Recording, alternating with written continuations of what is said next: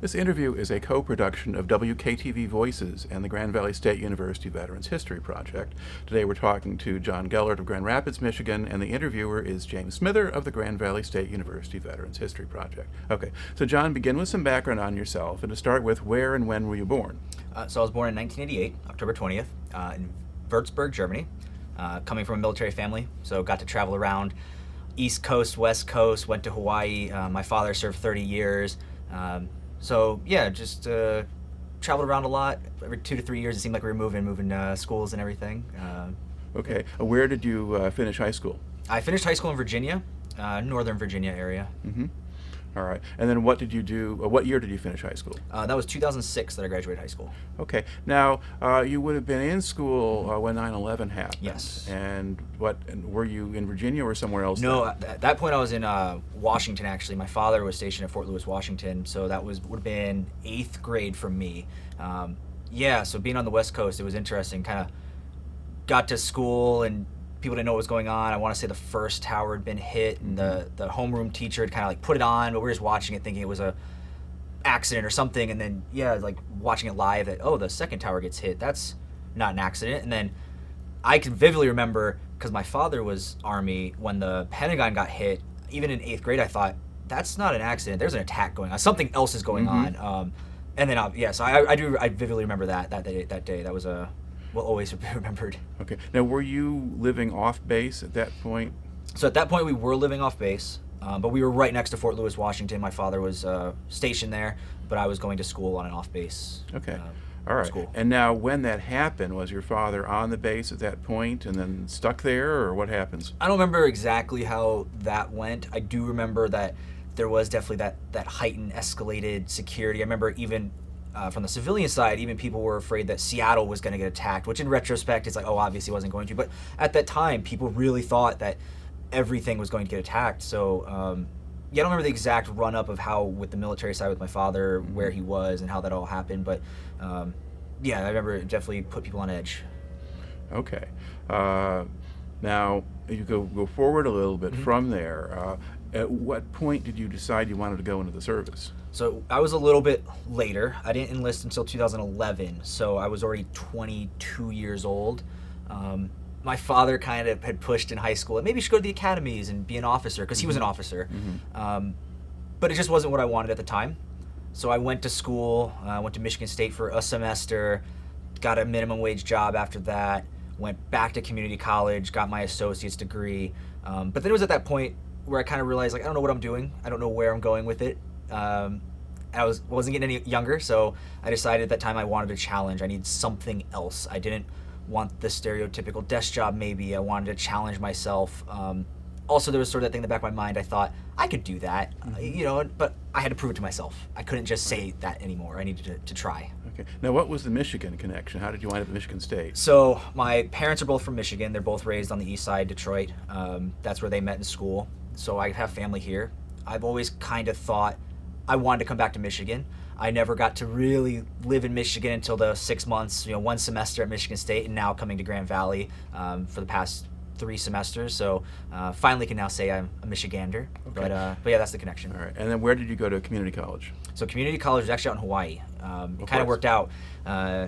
Was working in Virginia where my dad was stationed at the Pentagon at the time, and then they were getting ready to move to Hawaii, and so they offered to, hey, if you want to continue school, you can move with us. Okay, I'll go back to Hawaii for the second time. So yeah, it worked out. All right. Was Hawaii your favorite place to stay while you were going around, or? I think, short answer, it has to be, just because, it's everybody, when they hear that, they think I'm so lucky.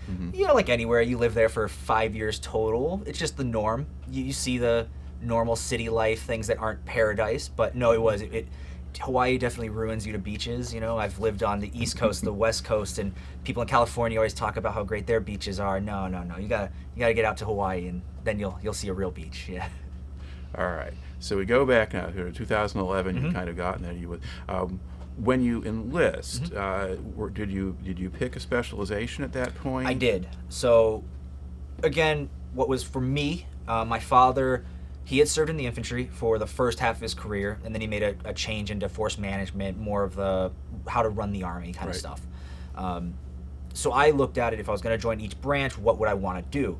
Looking at, the Air Force, you want to work with planes, you want to go in the Navy, you want to be on a boat. If you're going to join the Marines or the Army, then you should be infantry or something in that ground fighting force. So for me personally, I wanted that challenge to go, so I decided to go in the infantry. So going into it, I went to the recruiters, did all the testing, and then they asked me, what MOS, what job do you want? And so I picked infantry.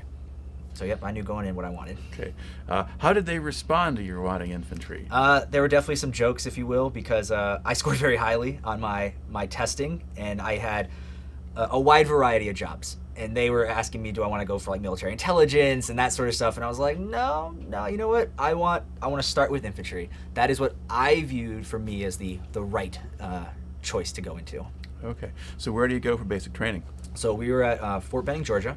That is where all infantry goes to. We do a one-station unit training there. So a lot of places you break up your basic and your actual AIT, which is your specialty. For us, AIT is just another 5 more weeks of infantry stuff, more basic. So yeah, I was there for 14 weeks, I do believe it was, in 2011. Okay. Now, describe sort of the process of going through basic. What kind of reception do you get when you arrive? So, going into it, there's a lot of things you hear about or you think are going to happen. I didn't think it was that bad, and in retrospect, I looked at it like, oh, that was easy, because I think I went in with this idea of what the old Army was, maybe, or what the movies said. Mm-hmm. But no, it was definitely a challenge. They expect a lot out of you. The drill sergeants are tough.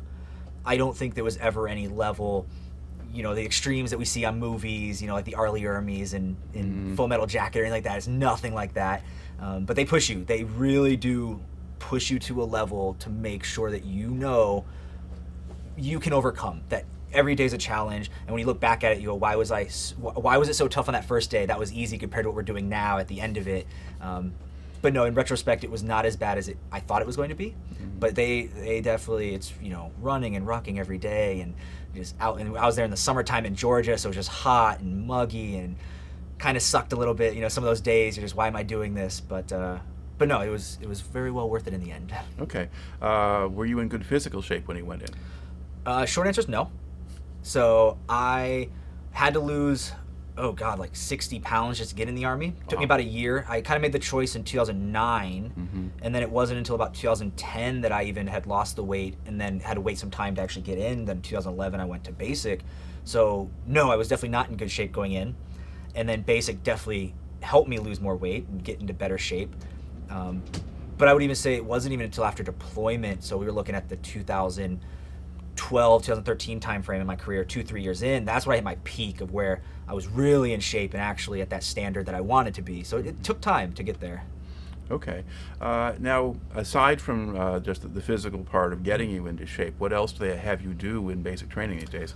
So it's always learning the tactics. Our battle drills, we have, I think there's 8 of them now, but you're supposed to get these memorized. They're supposed to be a gut reaction. You don't even have to think about it. If something happens, you already know what you're supposed to do, where your guys are going to go. But yeah, it's just kind of instilling the basic standards and disciplines. Again, it is very basic. There's a lot of stuff you have to extrapolate on when you get to your unit.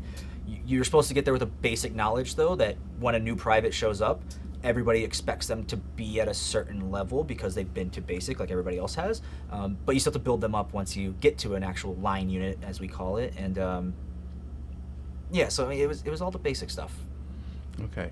How much of kind of just sort of the spit and polish stuff was For there? me, luckily, not as much, because I went in a time where we were with the tan boots, the ACUs, that kind of, what color was it? Like a gray, not even the old BDUs with the camis where you had the spit shine, the black boots. So I got very lucky in that regards. I did not have to spend time like that. My father definitely did. I've seen him do it. I wasn't in the airborne units. Those guys still do it with their jump boots and stuff. So I lucked out with that level that I didn't have to do that. All right. Now, how large a company or platoon were you training with? In basic, I want to say there was maybe 50 people. It wasn't a full platoon, because I remember there was space, because this is 2011. The Army wasn't at its peak, if I remember right. We were kind of on a drawdown. Like, maybe not. I want to say Afghanistan and Iraq were still open at the time. Because actually, the first month that I was in basic is when Osama bin Laden was killed. So that was that time frame. But yeah, so there were still open spaces in the bay that we slept in. So I think it was about 50 people, I want to say, per platoon. Then you have 4 platoons per company that we were in basic. All right. Now, did everybody in the platoon make it through? No, short answer is no. There was a few dropouts in the beginning. It got to a point. I do remember the company commander, the captain, at one point said that they were not going to accept any more dropouts because people, again, it was 2011, and I think people, for whatever reason, were going in. We're the infantry, so you should expect to deploy and to be in combat. Especially at that time, there were still 2 wars going on. But there were definitely guys that still were joining just for the benefits. They wanted to go to college, and I think maybe the culture shock got to them, and they realized maybe I don't want to be in the infantry. So there was a few that dropped out. Not everybody made it through. Okay. Did some of them get hurt? There was a few, but those guys, the one I know of, he actually went home for maybe 30 days, 60 days, and came back to finish. He got something like a stress fracture in the leg or something like that, but he did finish. So, and actually, a guy I was stationed with then later in my career was actually stationed with him at their first duty station. So I was able to know that he made it through and made it to a unit and was progressing his career. So yeah. Okay. Now, were there women training on that base as well as men in other units, or? So on the base, there probably was, but at that time, 2011, there were no females in the infantry. So for us, we were segregated. We weren't intermixed with females. I don't know what else, because there was other jobs that do train at Fort Benning, Georgia, especially because what else is there? The airborne stuff is there, and females can do airborne. So there are females on base. But for me specifically, at the 4 months that I was in training, really didn't see many females. Okay. All right. Now, does the treatment of the recruits kind of change over the course of that time? I mean, do they lighten up on you in some ways or give you a little more independence? Sometimes. Again, for us, because we're one station unit training, you're there with the same drill sergeants. It's essentially 14 weeks of basic training. Yes, other jobs, when they move from basic and they go to their actual school for their job, it gets a lot more lenient usually. But no, you do still see, the beginning is called red phase. Red phase, you have no liberties. You are strict. They're on you for everything. And then you move to the next phase, and by the end of it, you get to your, the last one's like gold and black, and that's like the last few weeks. They're fairly lenient. Also, again, I was very lucky. My drill sergeants were not the over-the-top sticklers. They were more laid back. They were more realistic, I like to think. They were actually telling us what the Army was like. It wasn't just to yell at us. It's to make sure that we are learning from it and we're becoming better soldiers. Right. Yeah. Now, were your instructors people who had been to Iraq or Afghanistan by then? Yes. I do believe all 3. I had 3 drill sergeants. My senior drill sergeant was Special Forces. He had done a couple tours, I know. Then we had one that was actually infantry. He was a mortarman. I know he was there for the actual initial invasion of Iraq to Baghdad. He did the whole push to Baghdad. And then we had another drill sergeant who he was actually it's a 19 Delta, which is a Cav Scout. But I know he had done some deployments. I don't know their exact numbers. But yes, all 3 of them were combat deployed. Okay. So when do you finish basic? So I finished, so we're looking at end of July, I think that was. Yeah, July 29th, I feel like, was when I graduated, because it was after July 4th. I do remember having July 4th liberties.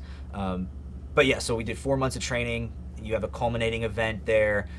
There's this big multiple-mile ruck march where you're having to do different activities throughout of it, doing buddy carries, litter carries, ammo can carries. And it's kind of through the night.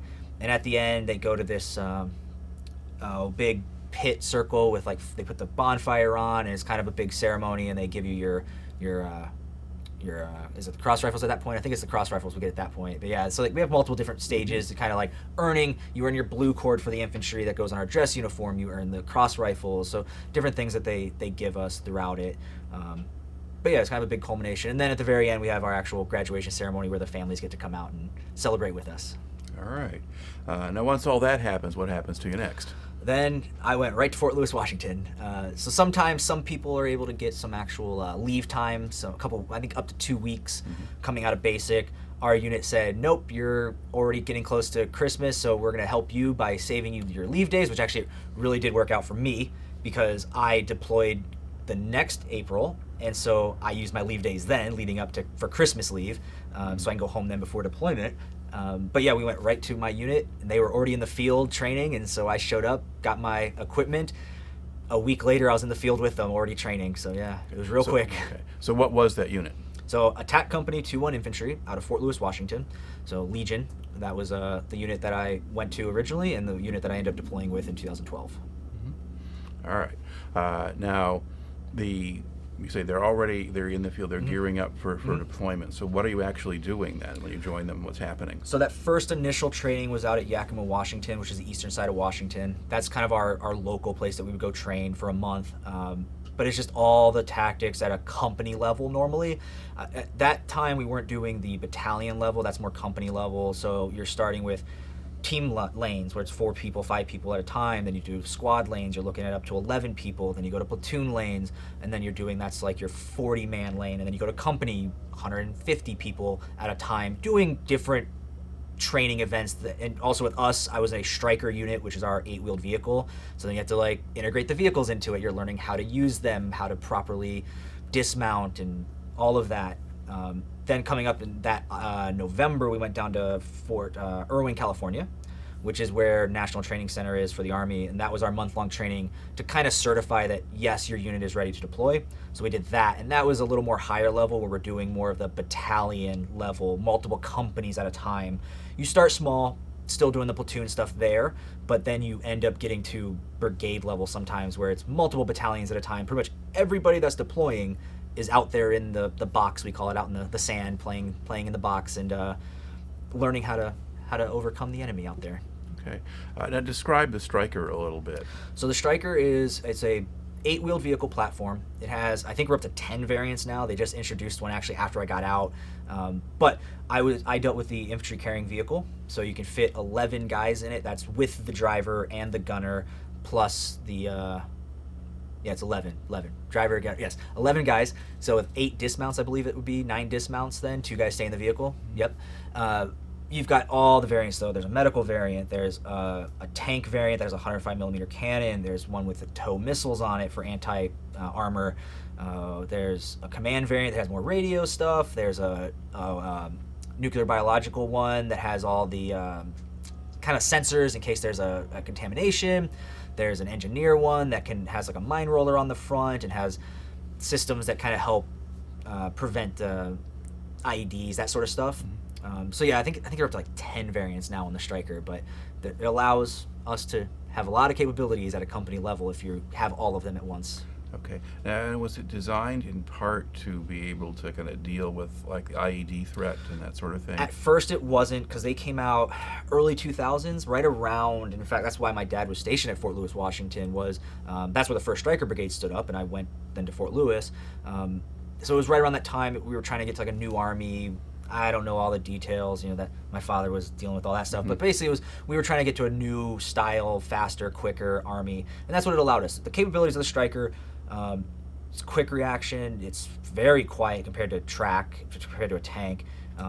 Light armor though, because with the infantry we only had 50 cal machine guns or the 40mm Mark 19 grenade launcher on top, so you don't really have the fire capability, but speed and how quiet it is allows you to have some more capabilities.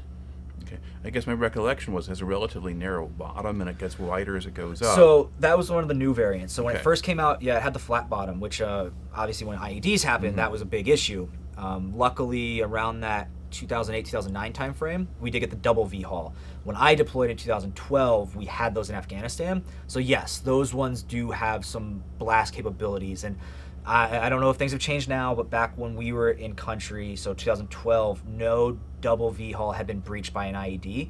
Other things happen that cause injuries just because it's a blast, but the hull itself has never been breached that I know of. I don't know if things have changed now. Obviously, the enemy adapts and makes bigger bombs, but yes, it does have some capabilities that we have learned and adapted throughout time. We've kept adding to it. All right. Now, would your entire company move around in the Strikers, or did you Yes. have... Okay. Yes, so especially on deployment, we had all Strikers. We also had a couple of the Max Pros and Mat V, some other vehicles that were kind of left there from the previous unit, so we got to use those. The Max Pros we used as like the mine roller vehicles for in the lead. They just had them on there already, so it worked out. But no, as a Striker unit, everybody should be able to have a spot in a Striker to go. Okay.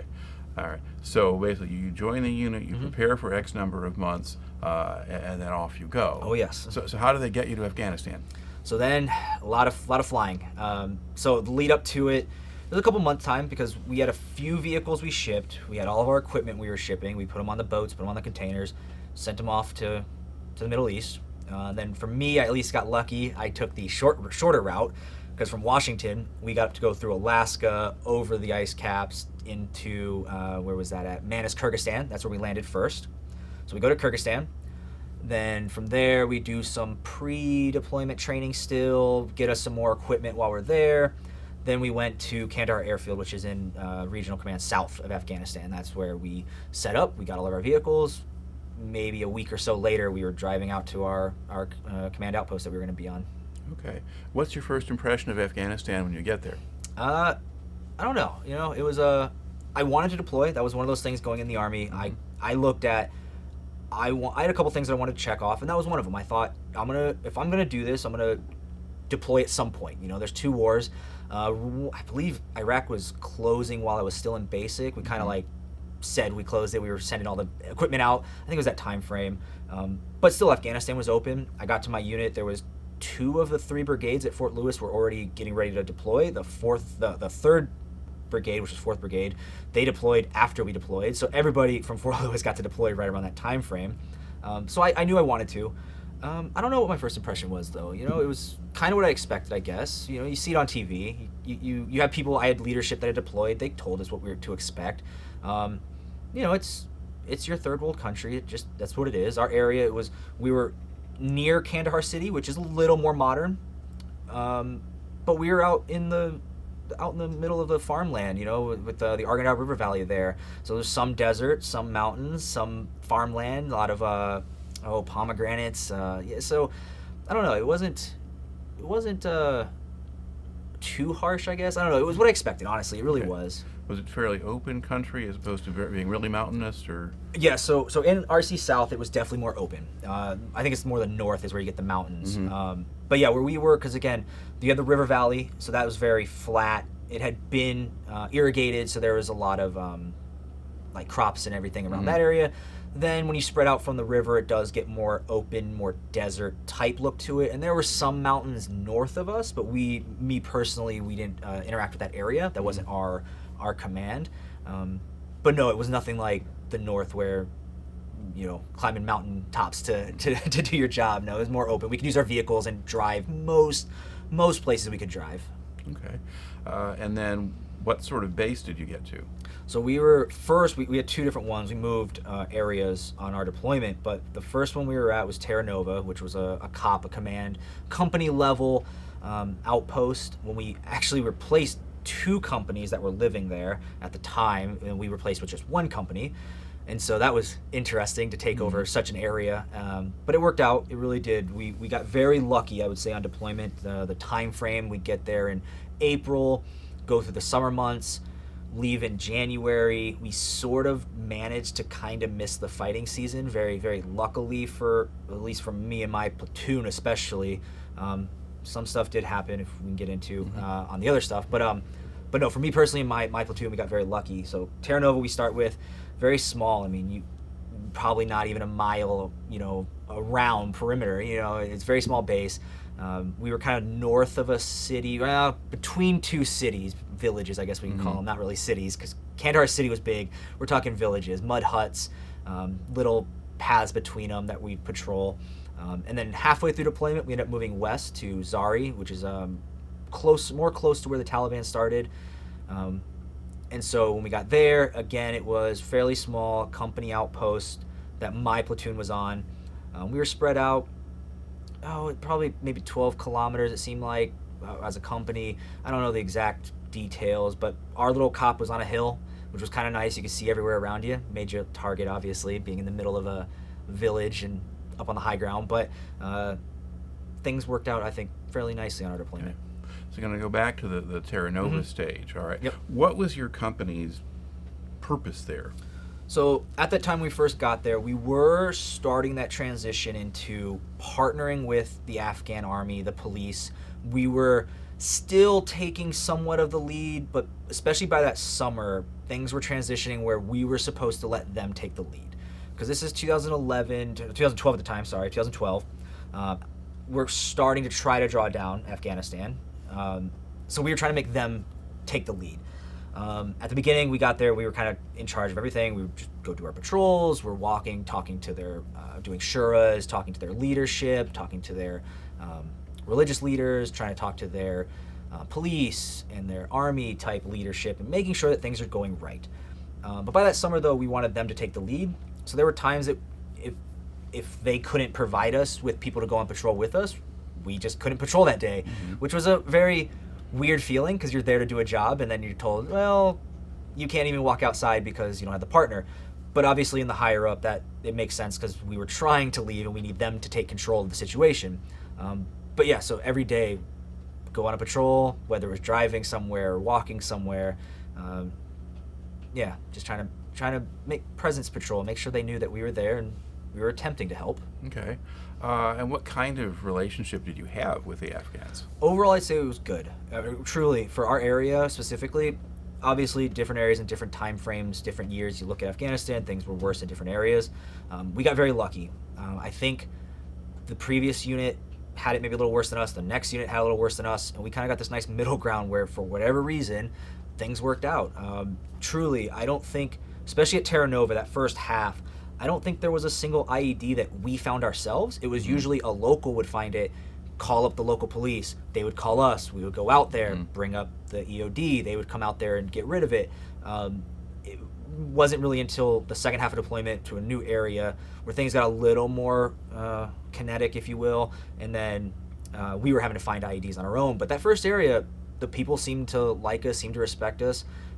There's the stereotypes, kids might throw rocks at you or whatever, it happens. Kids will be kids anywhere you go. But the people really wanted us to help out, and I think it also showed we were building schools out there. We were helping some of the infrastructure, roads all the time were getting built around us. So we again, I hope that in the end they knew we were there to help. Right. Okay. And then you switch bases now, and so what's changing then? So we went more west, and as you get towards the west, you get closer to where like the Taliban, Mullah Omar and all of them kind of grew up, and so it's a little more, I guess I'll say militant. I didn't see it personally. I got very, very lucky. I was actually the only person in my company, or my platoon, the only person in my platoon that I know of who did not get my combat infantryman's badge. I did not truly see combat. I got very lucky in this middle ground when I'd go on patrol and nothing happened. So I never had any true gunfire at me. I've had rounds go overhead, but it was always a wedding was going on or something, and they were celebrating, and then you realize, oh, okay, it's not an enemy force. But yeah, just as you get out there, it was a little more kinetic. The unit before us, I actually had a friend I went to basic with who was in the unit we replaced. He ended up getting shot through both calves, actually. Went to Germany for 3 weeks, got healed up, went back to Afghanistan, got very lucky. Talking to him, though, he was telling us what was going on, and yeah, I expected it was going to be worse. And it did. When we went over there as a company, we ended up having one guy, Tyler Jeffries, ended up stepping on an IED and losing both legs. And then Josic ended up stepping on one and got very lucky and only broke a bone in his heel, if I remember right. So we had 2 guys had to get medevaced. So again, it got more kinetic. There was more... I don't know if there was ever really like a firefight. We didn't really have that as a company, but there were some incidences. Vehicles got shot at. Some of the bases got shot at. So it was a little more kinetic out there when we got to Zari. And what impression did you have of the Afghan military or police forces? So the first area, it wasn't as good. We were partnered with more of the police at at the first place, and just who their leadership was, we didn't have a great relationship with. It was kind of that, yeah, these aren't people who probably wanted to join as a police force. They weren't trained properly. They're poor. They don't have the care probably that they're doing it. But when we went to Zari, actually, to their credit, their army that we partnered with were very good. Their captain that we partnered with actually had been to university. During the initial invasion of Afghanistan, he actually trained with the special forces. So he knew English. He spoke almost perfect English. He actually knew map reading, he knew tactics. So when we got out there, it was great. There was times that we could just point on the map and be like, hey, there's apparently an IED out there. And he'd be like, I got it. and him and his guys would go take care of it. That was very nice. That was a very good experience when we got to the second base. Okay. Now, do you have a sense that he and his troops were from a different part of Afghanistan? I don't know. Yeah, because I know a lot of stuff obviously gets very tribal out there. I don't know specifically where he was from. At that time, I want to say President Karzai was still in power, and yeah, you'd hear all the time that Karzai was bad because they were different tribes. He was in the north by Kabul, and down where we were in the south, they didn't necessarily care about what was going on in Kabul because it's a tribal thing. They only care about their little section, their family. It's not like a Afghanistan as a whole. It's more of like our people down here is what they cared about. Okay. And, I mean, did you have a sense of how much of a Taliban presence there was in the area? Because again, I personally did not experience, true combat, if you will. It didn't manifest itself, but it was always a threat. In our area, we had like Ranger Battalion multiple times came in to go do a raid on a building, and they would get some guy and take him to Kandahar. So there was always things going on. But very luckily, once in a while there'd be an IED go off. Usually it appeared to be trying to target the Afghan forces. It wasn't usually at us. So sometimes that seemed more that it was more of a revenge thing, because we had stories of one of the local leaders ended up going to a wedding and disrespected somebody, and later that night they ambushed him. They came to our cop to get medical. So it was things like that. It wasn't usually focused at us. Things like that happened though. Okay. Did you have a sense that there was kind of an ordinary daily life for the civilians? Could they kind of go about their business? In our area, yes, I really do. We'd go walk around, and it was usually just farmers, or they'd have their sheep, a lot of sheep in our area, or even some type of like ox type, cow type thing. No, and we had camels in our area, but no, the daily life didn't seem to get interrupted because we did our job, and they would just kind of line the street sometimes. The kids loved us because they knew they'd get like pens or candy or something from us, so they'd come up to us. But the elders normally just kind of hung out and watched us go by. We've been there for, oh god, at that point we were looking at 10 plus years, and so they probably were used to us by then. Yeah. Okay. Did you have any sense of how the larger mission was going? Are we making progress toward creating a normal society in Afghanistan, or was that just hard to tell? It was hard to tell because I truly, I was in a bubble. I was a private on deployment. I was a PFC, only an E3. But I would say, knowing we actually went to the same exact area that my unit deployed in 2009, 2010. My leadership, like my squad leader, my team leader, they had deployed then. And it was a much worse deployment coming from the kinetic side, more casualties, a lot more fighting. So we got there. Again, I went into this expecting that because we're going to the same area that they had been 2 years prior.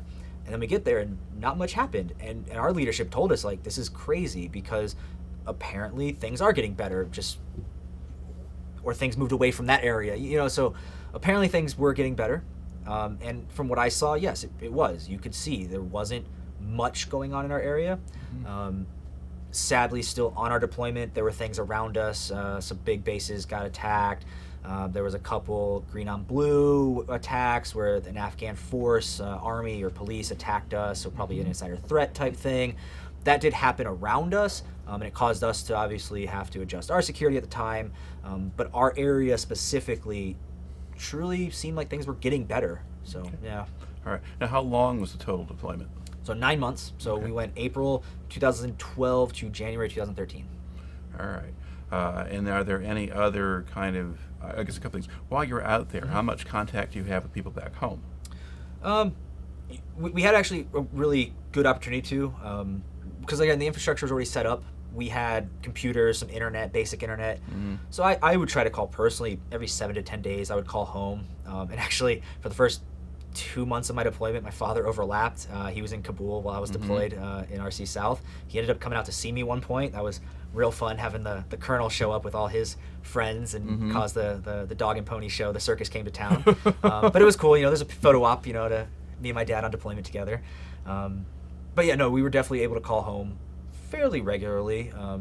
Internet never seemed to go down, so yeah, it was easy. All right. Now, aside from the visit from your father, are there other particular things that happened in that deployment that kind of stand out in your memory? No, really, because for me it was every day was, they sometimes blur, but we were doing our job. It's what we expected, what we trained to do. Every day we'd go on one, sometimes two patrols a day, go walk to an area, talk to somebody, walk back, come back. Then there has to be a driving patrol, and because I was a driver on deployment also, I'd have to get my vehicle and take somebody somewhere.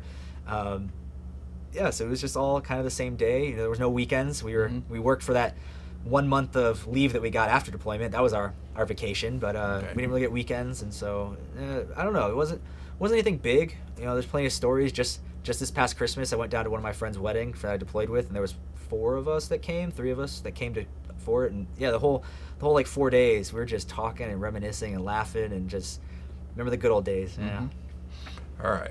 So you get back then to the States. Now, will you stay? I guess, do you get your month off at that point? Not exactly.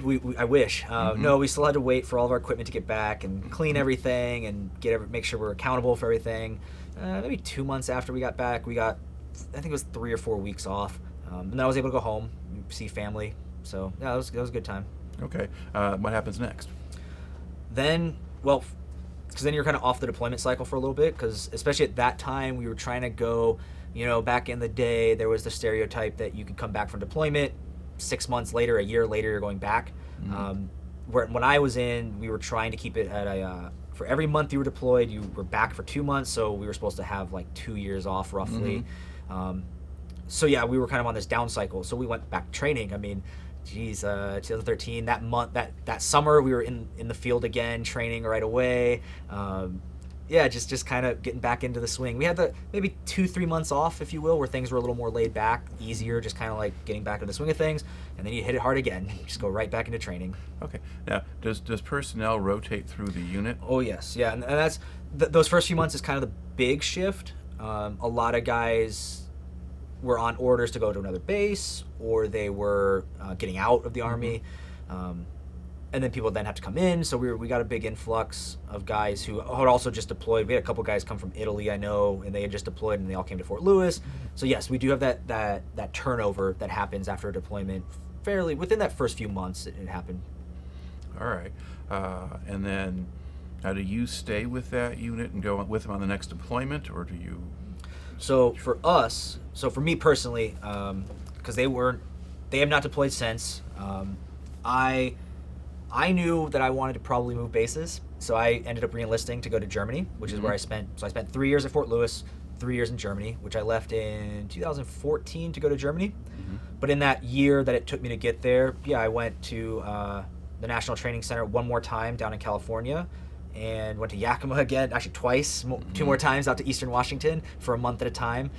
Even though I was on orders to go to Germany, if you're going to the field to train, you're going to go with them, because you're got to do your job and got to make sure everybody else is getting their job done. Yep. And that's still your unit, and that's what your unit is doing. Yes. Okay. Now, what rank were you at this point? So when I got back from deployment, I was still a PFC. I picked up specialist pretty quickly after that, and then by the time I went to Germany, I had gone to the board and got promoted to sergeant. And so June 1st of 2014 was my data rank for sergeant. Okay. And now, do they give you any particular preparation for going to Germany, or do they just load you on a plane and send you? A little bit of load you on a plane. I had friends that had been there, stationed in the unit. So there's some prep work. You have to go get some tests done to make sure that you're healthy enough to go overseas. But no, not really any like cultural stuff. That when you get to the unit, there was a little bit of that, and they offered some language classes. Luckily, I had taken 3 years of German in high school. Wasn't fluent or anything, but it helped when I got there to kind of go interact if I wanted to go off base, order some food or something, kind of break the ice when you're talking to a local. Okay, all right. And so where do they send you, and to what unit? So I went to Vilseck, Germany, which is right next to Grafenwehr, which is the bigger base that was next to us. But I went to Fox Troop of 2-2 Cavalry Regiment. Vilseck, Germany, it's a real small base out there, kind of in Bavaria, so that southeast Germany. Okay, and what was going on there? So at that time, that unit had actually just got back from their deployment. I feel like it was April of 2014, and then I show up in October of 2014. So we went onto this cycle of NATO missions, actually. So we were partnering a lot with other countries. There was the normal days, the stuff that we could do locally in Germany with us. We had our own kind of national training center out in Hohensfeld, Germany. We'd go there for a month. We would kind of train at our Grafenwehr Vilseck training ground. But then we ended up going real quick. In 2015, we were already on orders to go to Romania. We went there for 3 months. So partnered with the Romanian army. The British came. I think Ukraine was there. So like a lot of nations will come to these type of NATO partnered missions where you go train for multiple months at a time. Then 2016, I did Latvia and Finland then Latvia that year. So yeah, every year we went somewhere. And then as I was leaving, my unit went to Poland for 7 months. Actually, that was a long one that they went for. Okay. Now, what impression do you have of the military forces of these different countries? I mean, the Romanians versus the British or whatever. So partnering with like the Germans, the British, they're kind of what you expect. They're sort of our level, if you will. They put some money into their military. A lot of times they are professional armies, I'll call it, where like us, they enlist. That's their life then. Some of these other countries, though, a lot of the smaller ones, because they just don't have the funds, like a Romanian army, these guys will stay for 20 years, but it's so much smaller, and they don't even have a base. They just live on the economy, and then they show up for training if they need to. It's much different, almost a culture shock. You show up to these places, and you see them in uniform because we're training at the time, and you think there must be the same, and then you start talking to them because you're there for 3 months and you want to know and interact with them, and you realize, oh no, this is a completely different lifestyle. They don't even get medical through the military. They just go through the civilian side. Just very, very different. Finland was the one too, because they actually do a kind of a mandatory service. When you're 18, you're supposed to. There's multiple things you can do, but one of the common ones is military service for 6 months minimum, sometimes to a year, depending on your job, and then you go into their reserves in case something comes up. So again, very different culture of how their military is run, but it was always a great learning experience. Actually, some of the best training I did in my military career, I think. Even you train for Afghanistan. That's very one focus, very centralized. When we start training with these other nations, you get to see a lot of other things. It was very cool. Mm-hmm. And what did Romania look like to you? Were you just out in the country someplace, or? So we started on the eastern side, which is over towards the Black Sea, if I remember right. That was very more open, a little more dry, these kind of rolling plains. Some, I don't want to say run down, but they had cities, maybe not like to our level. But then we went to the west, which is the Transylvanian Alps, and that was just beautiful. If we had downtime, we'd go run or something, and we're just running through these kind of picturesque green fields with the mountains to our side and stuff. So yeah, no, it was much smaller, obviously, than the States. It's very open, I think. There are, the stereotypes of the gypsies. I've seen some like gypsy towns. I happen to be on the trains with our vehicles to Romania, and so I got to kind of see the countryside. And yeah, you go through some of these towns where they're more the windows are out, it looks like dirt floors, but it always made me laugh. Like, they still come out with their camera phones to take pictures of our train with all the vehicles. So, it looks poor on the outside, but maybe not. All right. And then what about Latvia? Latvia was, that's another one. I really like that place. We were near Riga, the capital, maybe an hour away. Very green where we were. There was a river, so it was very green. Riga is just a big city like you think of in most of European cities, I think of. It was just a normal cityscape, people going to business and stuff, doing their job. And then we're training out in the fields, out in the training ground we were at. But we got some opportunities to get on some buses. We'd rent a bus, get the interpreters that were there with us to call up a company. They'd bring the buses in. We got to go to Riga a couple of times, so we could do some sightseeing. Because obviously we're going to go to these places for multiple months. We want to at least see the culture too. We don't want to just go there and say we were on the base the whole time. We want to be able to say we did something. Okay. Now, when you're in some of these places, maybe especially in Latvia, when you're on the frontier with Russia, and the Russians we're starting to get kind of aggressive toward their neighbors by that time. Was there some sense of urgency or threat out there, or was it just a vacation? No, it's kind of both in a way, I guess, because at some point, for our level, the presidents are doing their thing, the big armies are saying their thing, we're moving armies around, we're moving people around, but for us, we're going and interacting with their army, we're training, we're partnering, we're seeing their people, but especially, I would say Romania was actually the big one. We were in Romania when it was that time frame when the Crimea Peninsula was a big talking point, and that was like, I think they said 200 miles from us, I mean, really, 200 miles in a vehicle, you can make that in a day. Yeah. So it was right there. And talking to the locals, because Romania had been part of part of Russia after World War II, they got very lucky in a sense. They weren't as militant there. They weren't as oppressed. But I think it was like in the 60s, the military moved out, but they were still under Russian control. Right. So talking to some of their older type people, they loved us being there because they were really still looking at Russia as this threat. Mm-hmm. We might not think of it, but no, their history shows for them. So they look at us as this force that's there for good. Mm-hmm. We're kind of deterring the Russian aggression, if you will. But for us specifically, for me, yeah, we were there just to kind of partner with their army and interact and train and see what they're doing, and they can see what we're doing. Okay. Now, I think you mentioned there are some Ukrainians there as well. Yep. At that point, I think it was Ukraine, because I know we had everybody. There was Lithuanians, Estonians I've seen out in those countries. Even the Canadians came out in Romania. They came out there. Yeah, so everybody comes out into play. Yeah. But you might have, if you have Ukrainians there when you're in Romania and the Yep. crisis is going on in Crimea, that's the Russia Yep. taking stuff Mhm. from Ukraine. Yes. And did any of them kind of say anything about that, or you No, didn't have much contact with them? I didn't have much contact with them. I just remember their flag. I just remember the yellow and blue there. Because at the base we were at, they had all the flags of everybody who was on base. So yeah, I saw all the different flags and everything, but I never partnered directly with them. Really, in Romania, I think like it was the British, the Canadian, and the Romanians were pretty much all that I partnered with myself. Okay. And at this point, what is your job description? So at that point in Romania, I was a team leader on the ground. So as a sergeant, I was in charge of, well, for me personally, it was 2 guys. So I was a fire team leader. So in a squad, you have two teams. So a staff sergeant usually is in charge of 2 sergeants. We have our guys. And so our job is to dismount out of the vehicles and go take the fight to whatever we're fighting. Mm-hmm. All right.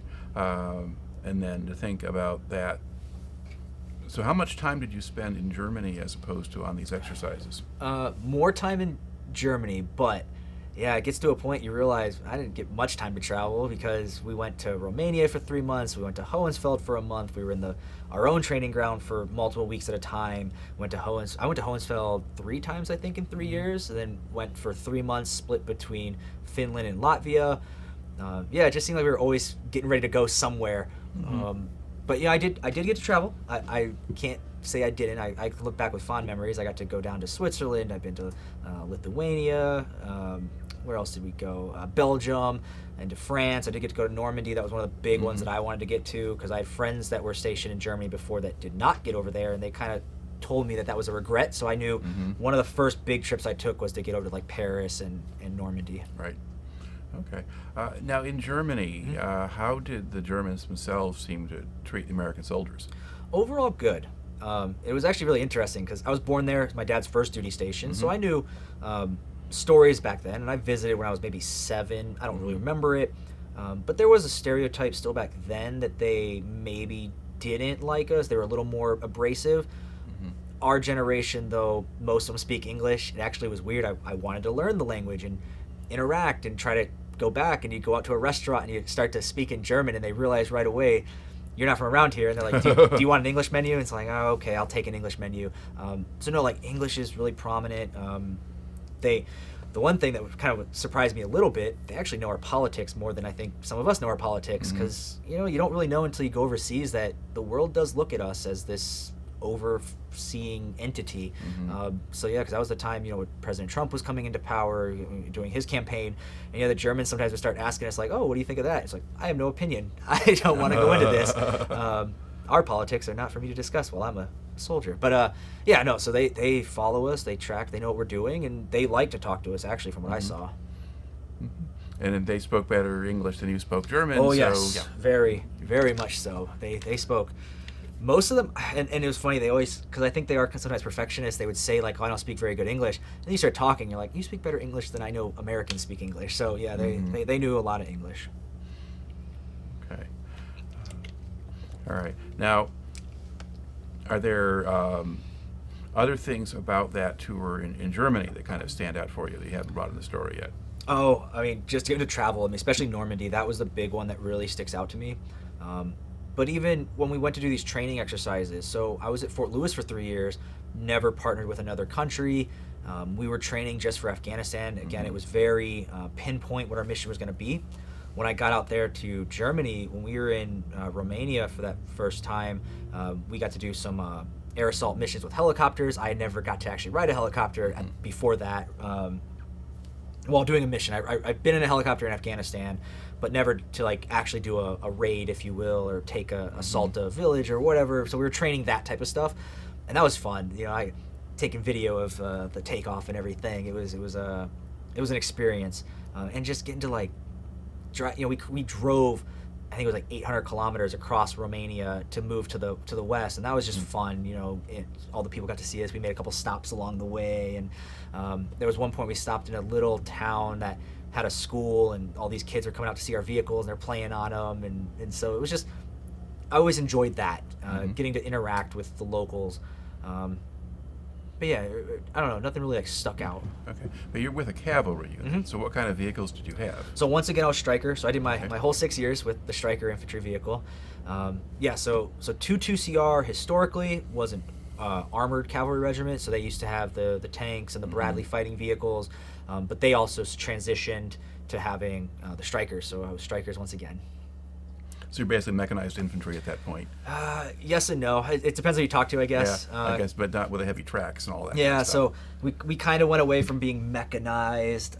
We are still infantry, but we're dismounting from a vehicle, so we ride the vehicle to the place, then we dismount and then do our job. So depending on who you ask, some people might say we're mechanized, some people might say we're still infantry. You know, it depends on the mindset. How do you want to look at it? Yeah, I guess when there were horses, you'd been mounted Oh infantry. yes, and that was 22 historically was had the horsebacks. I've seen plenty of pictures around the battalion and everything showing that often. Okay. Now, when you come back from Germany, are you basically done with your enlistment at that point? So yes, so I ended up getting out while in Germany. I did all my transition stuff there, and then in 2017, got on a plane, went to Baltimore. My parents picked me up there and went home, and then I was out. So it was All right. Did you give any thought to staying in longer than you did? I did, especially I did that first re-enlistment for 3 years to get me to Germany, and I knew that I could stay long term. My father did 30 years. I grew up with this. I didn't really know anything other than the military, but I kind of looked at it that I wanted something else. I had done, to my own fault, I kind of got stagnant in my job. I wasn't progressing, and so I kind of saw the writing on the wall, and it was like, you know what? Let me go do something else. Let me see about school or a job somewhere else. And so I kind of made the decision that I think I'll transition out. So I decided to not re-enlist then. Okay. So what do you do once you get out? So for a few months I did nothing, just because I've been in the Army for 6 years, was in Germany, and wanted to get home and just relax a little bit. But then I started looking at schools, looking at jobs, realized that I sort of fell into what I'm doing now, which is I'm going to school for the nursing program here at Grand Valley State University. Wasn't my first choice. It wasn't like I knew going out of the Army that's what I wanted, but I started kind of doing some research, sort of realized I wanted a job that, or if I was going to go to school, I wanted it to be for a profession, for a career that's very pinpoint. I didn't want to just come for a degree just for the sake of getting a degree. So I made that decision that summer of 2017 that I was going to go back to school, applied and got accepted, and been here since. All right. Now, had you been a good student in high school, or was High school, yes. Michigan State, no. That's why I did not stay there. Okay. And then community college, I got my associate's degree, so I was able to transfer those to get rid of most of the gen ed stuff. But no, I was, it became a running joke while I was in the Army that I was one of the smart infantrymen, because I wasn't somebody who knew right away I'm going to join, so I don't need to care about school or something. I took my studies seriously at the time. And I like to think that things have been going good. I'm still in it. I'm in the nursing program. I'm still going strong. So things so far are good. All right. Now to look back on it then, I mean, how do you think your time in the service affected you? So for me specifically, I know definitely in the beginning, I needed the challenge. I really did, to kind of help. I was sort of floating, if you will, in life. I didn't have an idea of what I wanted to do. I was going to school just kind of for the sake of going to school, living at my parents' place, and like, I guess I'll do this. So it really did help me sort of get that work ethic, if you will. I'd like to think I had it back then, but there was stuff before the Army that I can look back and be like, I never really completed everything. I kind of just started and never finished it. And so the Army was sort of that first big goal that I set for myself, and I was able to complete it. And so it definitely helps with the work ethic. And just life experience and the friendship. I mean, that's like the main thing that I miss from it. And I knew I would getting out. It's that brotherhood. It's the camaraderie. I mean, again, I got to go to my friend's wedding, and that was the best 4 days I had in a while, just because seeing those guys again. And, you know, we text message and see each other on Facebook or whatever, but you get back together, get to have a beer and relax and interact. It's just a good time. All right. Well, the whole thing makes for a pretty good story. So thank you for taking the time to share it today. Oh, thank you. All right. And that'll do it for us.